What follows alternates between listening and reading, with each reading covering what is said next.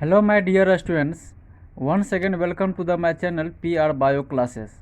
Students, जैसा कि आप सबको पता है, इधर मैं पिछले 2-3 वीडियो से आप लोगों को फेस टू फेस नहीं हो पा रहा हूँ और वह ड्यू टू टेक्निकल प्रॉब्लम है। लेकिन मैं आपकी पढ़ाई बाधित न हो इसके लिए मैं डायरेक्ट जो है अब बुक्स के माध्यम से ही आ रहा हूँ, जो शायद हमको लगता है 1-2 वीडियो तक जाएगा। उसके बाद फिर पुनः मैं आपको ब्लैक बोर्ड के माध्यम से ही पढ़ाऊँगा। उसमें मैं ज़्यादा कंफर्टेबल महसूस करता हूँ, लेकिन यह भी आपकी पढ़ाई को और भी बेहतर करेगा और हम लोग थोड़ा सा इसमें और भी बेहतर ढंग से समझ सकते हैं, क्योंकि डायरेक्ट हम लोग बुक्स के माध्यम से पढ़ते हैं।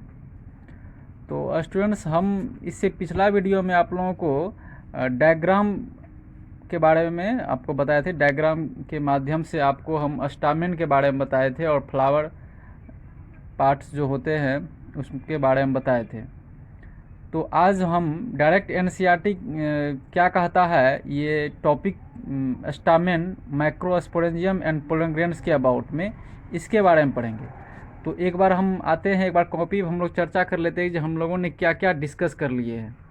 तो हम लोग इस चैप्टर में, जैसा कि आप लोग देख रहे हैं कि हम लोग पार्ट्स ऑफ फ्लावर को डिस्कस कर लिए थे। पार्ट्स ऑफ फ्लावर को डिस्कस किए, जिसमें कि हम लोगों ने क्या चेक किए कि कैलिक्स को हम लोग पढ़ चुके थे। उसके बाद हम लोग कोरोला के बारे में पढ़ लिए। उसके बाद एंड्रोसियम के बारे में पढ़े। उसके बाद गायनोसियम के बारे में पढ़े। हम सबको पता है कि एंड्रोसियम जो है वो मेल सेक्स ऑर्गन है फ्लावर का, और इसका जो यूनिट होता है एंड्रोसियम का, यह यूनिट स्टामेन कहलाता है। इसकी भी हम लोग चर्चा कर चुके हैं। फिर गायनोसियम जो है वह फीमेल सेक्स ऑर्गन है और इसका जो है पिस्टिल इसका यूनिट होता है। तो ये इम्पोर्टेंट है आपका, ये ज़्यादा इम्पोर्टेंट है कि एंड्रोसियम जो मेल सेक्स ऑर्गन है ऑफ फ्लावर एंड गायनोसियम जो है फीमेल सेक्स ऑर्गन है। तो ये आपको ध्यान में रखना पड़ेगा, ये दो मुख्य पॉइंट। बाकी ये कैलिक्स जो है हमारा पहला हॉर्ल होता है, फर्स्ट हॉर्ल है, ये पहला चक्र है जो कि ग्रीन होता है, जो कि ग्रीन कलर का होता है। और ये कोरोला जो होता है हमारा सेकेंड हॉर्ल होता है, ये आपको ध्यान में रखना पड़ेगा। सेकेंड हॉर्ल होता है और ये कलरफुल होता है, अलग अलग फूलों में अलग अलग कलर का होता है। तो जो फ्लावर आप देख रहे हैं उसमें आप अगर आप कलर देख रहे हैं जो भाग, वो हमारा कोरोला होता है। ये पिटल होता है, इसका यूनिट जो है वो पिटल कहलाता है। आप इसकी भी हम लोगों ने चर्चा कर चुके हैं। और कैलिक्स का जो होता है वो सेपल होता है, इसकी भी हम लोग चर्चा कर चुके हैं।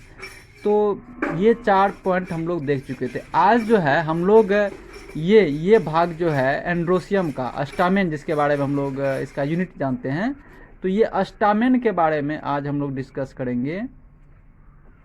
तो अस्टामेन को हम लोग बुक के माध्यम से देख रहे हैं कि अस्टामेन के बारे में क्या कर रहा है एनसीईआरटी।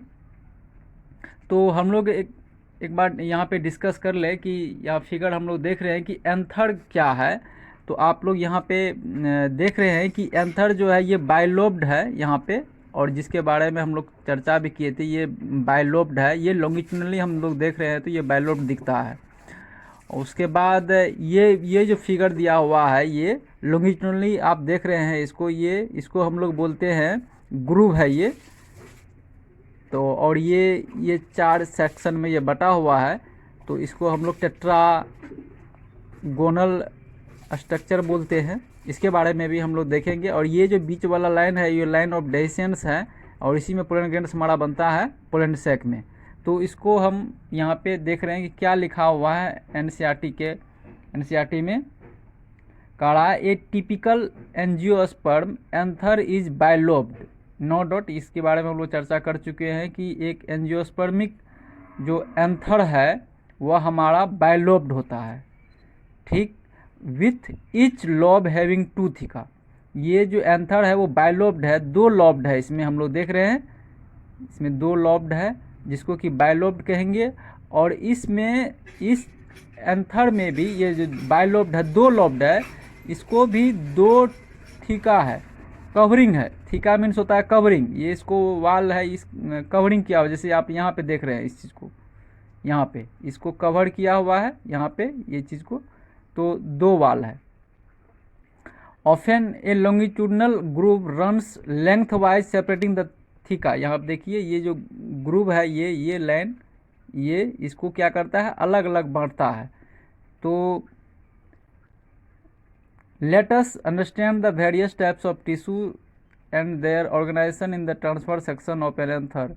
The bile, ये लाइन में उतना ये नहीं है important point, लेकिन यहाँ पे important है। The bilobed nature of an anther is very distinct in the transverse section of the anther। ये लाइन आपको ज़्यादा important है।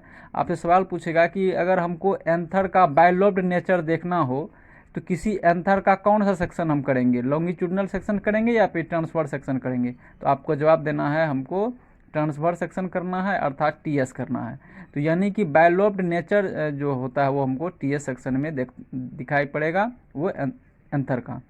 The anther is a 4 sided tetragonal structure, ये लाइन भी इंपॉर्टेंट है। The anther is a 4 sided tetragonal structure consisting of 4 microsporangia located at the corner, 2 in each lobe. ये important है कि यहाँ पे हम लोग फिगर देख रहे हैं, यहाँ पे ये हमारा माइक्रोस्पोरेंजिया, एनसीईआरटी का फिगर में कुछ यहाँ स्पष्ट नहीं रहता है, तो आप यहाँ पे ये समझिए कि आप हम ये फिगर को आप अच्छा से समझिए। जैसे कि मान के चलिए एक यह है फिगर, तो इस फिगर में फिगर अच्छा से नहीं बना, आप ये समझिए यहाँ पे, यहाँ पे, यहाँ पे और यहाँ पे, तो इसमें जो ये इसमें हमारा पोलन सैक है, ये हमारा पोलन सैक है जिसमें पोलन ग्रेन्स बन रहा है। तो ये प्रत्येक पार्ट जो है हमारा माइक्रोस्पोरेंजियम कहलाएगा, माइक्रोस्पोरेंजियम कहलाएगा।